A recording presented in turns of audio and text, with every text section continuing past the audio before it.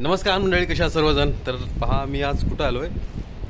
हे आहे डोणापोला या ठिकाणी मी आलो आहे आणि इतकं सुंदर वातावरण येत आहे. कामानिमित्त आलेलो, पण काम थोडं लेट होणार आहे आमचं. म्हणजे आम्ही एक साहित्य येणार आहे, आम्ही त्याची वाट पाहत आहे.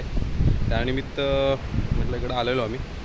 अजून पण सामान आलं नाही, त्यामुळे मी इथं तर थांबलेलो आहे.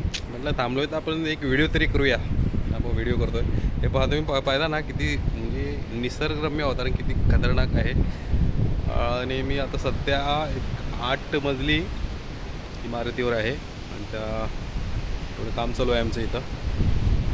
त्यानिमित्त आलेलो, तर पाहू शकता नजारा. आणि त्यासाठीची जी किनारपट्टी दिसते ती वास्को, आणि मी आता सध्या पणजीमध्ये म्हणजे डोणापोला इथे आहे. आणि त्यासाठीची जी किनारपट्टी दिसते ती वास्को. जर आम्हाला वास्कोला जायचं असेल तर एक 35 किलोमीटर तरी असं फिरून जावं लागतं.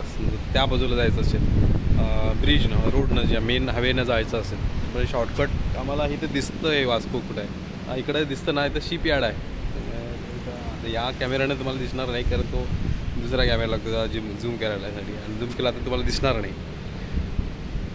कसा वाटला तुम्हाला नजारा? एक नंबर. वातावरणसुद्धा म्हणजे ढगाळ वातावरण आहे आणि खूप खतरनाकच जागा आहे. म्हणजे तुम्हाला इथून जर निसर्ग निहाळायचा असेल तर हा